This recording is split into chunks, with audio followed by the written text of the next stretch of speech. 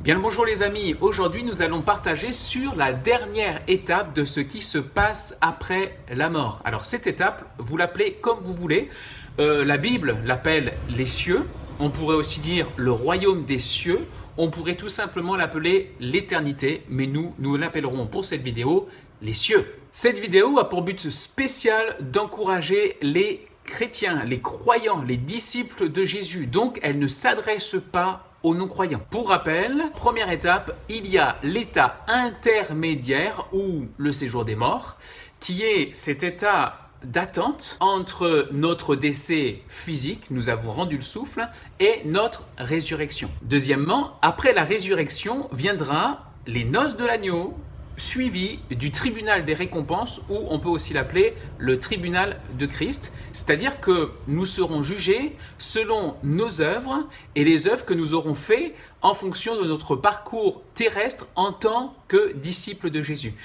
Vous avez les références dans 2 Corinthiens 5, verset 10, 1 Corinthiens 3, verset 10 à 15 et Romains chapitre 14, verset 10. Nous ne lisons pas pour l'instant ces références bibliques. Enfin, et c'est de cette partie que cette vidéo traite, après la fin du millénium, qui est un règne de paix terrestre, de 1000 ans que Jésus établira, nous entrerons dans les cieux. Vous avez des références concernant le millénium dans Ésaïe chapitre 65 verset 20 à 25 ou Apocalypse chapitre 20 verset 4. Alors vous l'avez compris, j'ai scindé ces vidéos en différentes grandes parties pour rendre les choses simples à notre entendement.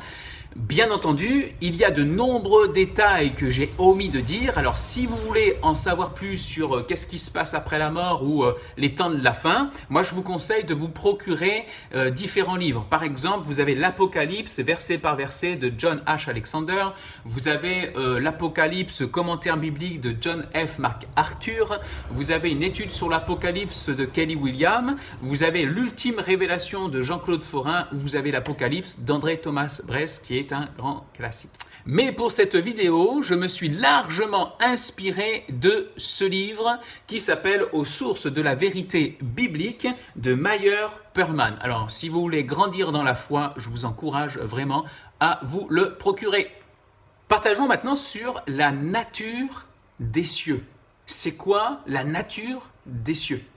Si pendant notre parcours terrestre, nous avons cru en Dieu par la foi et non par la vue, dans les cieux, nous verrons Dieu face à face. Grâce aux différents noms des cieux dans le Nouveau Testament, on peut se faire une idée de la nature des cieux. Par exemple, dans Apocalypse chapitre 2 verset 7 ou 2 Corinthiens chapitre 12 verset 4, il est question du paradis. Alors quand vous entendez le mot paradis dans la Bible, entendez tout de suite jardin, parce que le paradis fait référence au premier paradis, le jardin d'Éden. Éden, ça signifie délices. Alors cela nous rappelle en fin de compte les délices, le bonheur, la félicité qu'avaient nos premiers parents quand ils marchaient, quand ils discutaient, quand ils parlaient, quand ils étaient en relation avec Dieu dans ce fameux jardin d'Éden. Nous avons aussi la maison du Père avec ses nombreuses demeures. Souvenez-vous, Jésus dit dans Jean 14 verset 2, « Il y a plusieurs demeures dans la maison de mon Père. Si cela n'était pas, je vous l'aurais dit. » Et quand on entend demeure, quand on entend maison, on pense tout de suite à un foyer chaleureux, on pense à une idée de repos, à une idée de communion. Il est aussi question d'un pays céleste dans Hébreux chapitre 11 au verset 13, un pays céleste ou une patrie selon la version. C'est le pays céleste vers lequel nous sommes en voyage, comme un petit peu c'était l'image d'Israël qui se déplaçait d'Égypte pour aller vers le territoire de Canaan. Eux, c'était un pèlerinage terrestre, pour nous, c'est un pèlerinage spirituel, nous allons vers notre patrie, notre pays céleste. Enfin, l'Ancien Testament parle d'une ville, ça suggère l'idée d'une société bien organisée. On trouve ça dans Hébreux chapitre 11 verset 10 ou dans Apocalypse 21 verset 2. Maintenant, les bénédictions des cieux.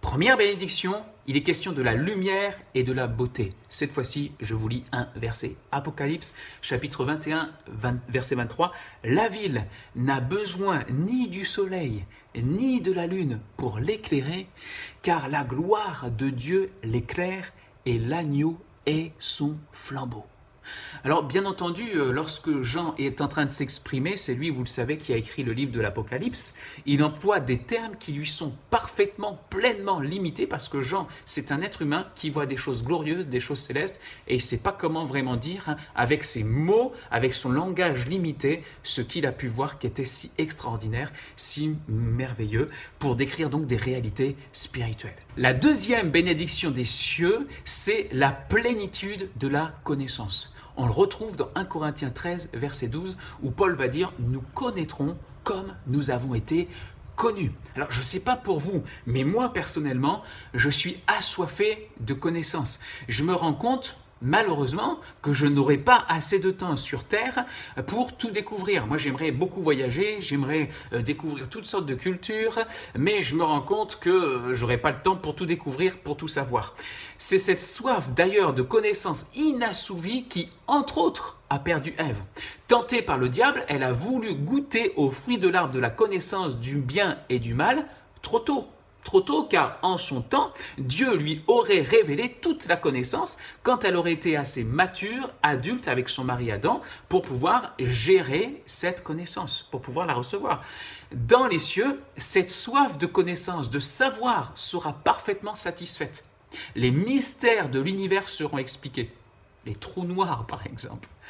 Les problèmes théologiques les plus embarrassants seront rendus clairs comme de l'eau de roche. Et la connaissance la plus brillante sera nôtre, nous connaîtrons parfaitement Dieu. Alors une autre bénédiction, c'est le repos. Le repos.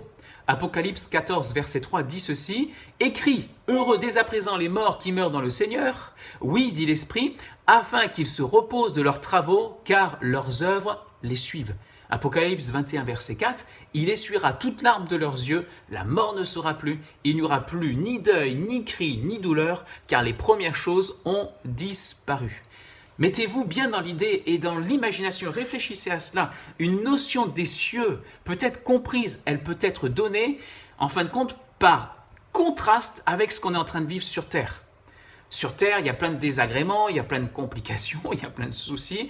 Alors maintenant, essayez de penser à tout ce qui, dans le monde, favorise la faiblesse, la douleur, la lutte, l'affliction, la maladie, le deuil, d'accord ?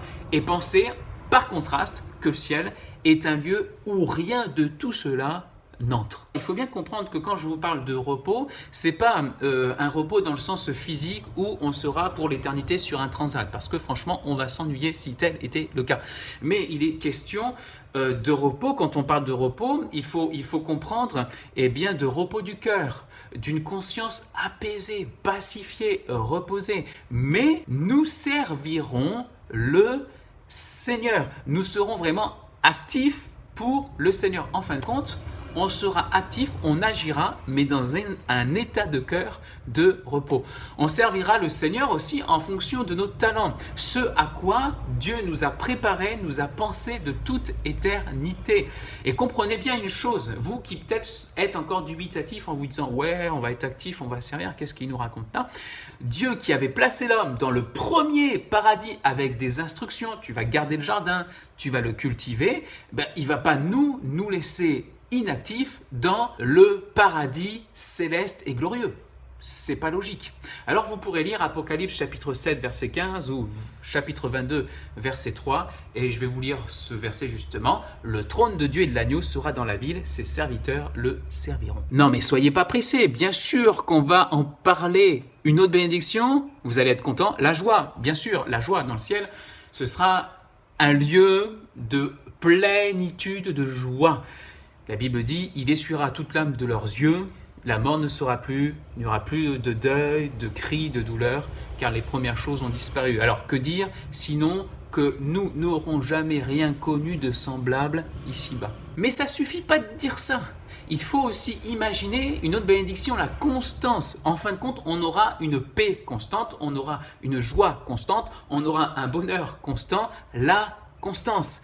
C'est le bonheur du ciel qui durera toujours. En effet, imaginez, réfléchissez. La permanence, elle est vraiment nécessaire au bonheur complet. Parce que si, en fin de compte, vous êtes content et puis que vous savez qu'à tout moment, cette joie ineffable que vous êtes en train de vivre, une joie profonde, est destinée à disparaître, d'un coup, ça va tuer votre joie, quoi. Hein, d'accord ? Bon, alors, ce n'est plus de la joie parfaite à ce moment-là. Votre esprit sera continuellement accablé en sachant qu'à un moment donné, ce que vous êtes en train de vivre intensément va s'arrêter tout à coup, comme sur cette terre, où tout périt, où tout s'en va vers la corruption. C'est quelque chose qui serait dramatique. Alors chacun désire, et c'est ancré dans le cœur de l'homme, chacun désire la constance. Santé constante, paix permanente et une constante prospérité. L'instabilité et l'insécurité sont cause de crainte pour tous. On est tous pareils. Mais le bonheur des cieux porte avec lui la divine assurance que cette joie n'aura jamais de fin et elle ne diminuera jamais d'intensité. Et n'oublions pas les joies sociales. Je parle des joies sociales, le fait d'être ensemble de façon harmonieuse. Je ne sais pas pour vous, mais les relations humaines ne sont pas tout le temps harmonieuses. Il faut bien dire que sur cette terre, comme dira l'apôtre Paul, soyez en paix avec tout homme autant que cela dépende de vous.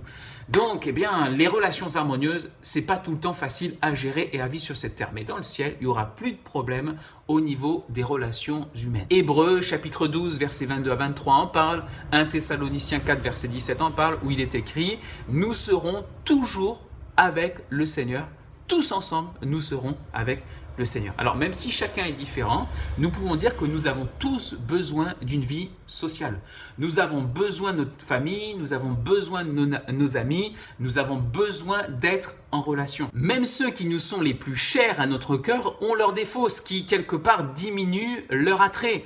Dans les cieux, nous serons sans défaut. Alors, me regarde pas comme ça en me disant « Ouais, mais toi, tu as plein de défauts. » Non, mais moi, je serai sans défaut dans le ciel. J'ai une bonne nouvelle. Toi aussi, tu seras sans défaut dans le ciel. Nous ne connaîtrons pas d'amitié brisée. Nous ne connaîtrons pas d'affection qui se flétrissent. Dans le ciel, il n'y aura ni incompréhension ni lutte. Tous seront beaux et bons, sans aucune ombre ou imperfection, remplis d'une sagesse céleste, resplendissant d'une céleste personnalité.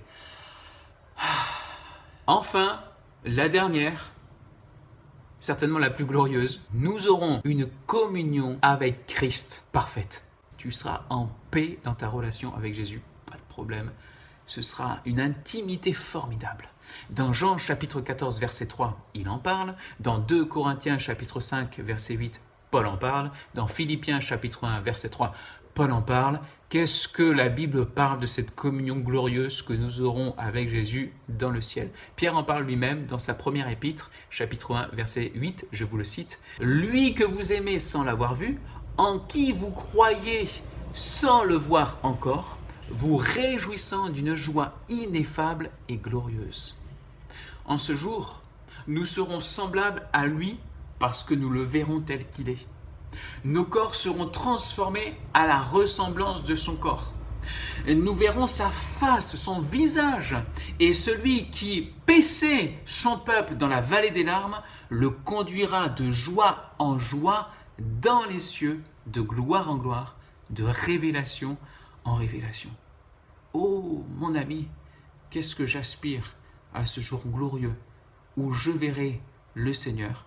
Tu seras à mes côtés et tous ensemble, nous serons pour l'éternité auprès de Dieu. C'est là notre espérance à nous qui ressusciterons pour ce jour glorieux. Si cette vidéo vous a plu, vous pouvez la liker, vous pouvez aussi la partager avec la flèche qui se trouve en bas de l'écran. Vous pouvez aussi vous abonner en appuyant toujours sur cette fameuse cloche. Et puis vous pouvez aussi, si vous le souhaitez, laisser un commentaire sympathique. En tout cas, à bientôt pour cette fois-ci. Que Dieu vous bénisse. Bye bye.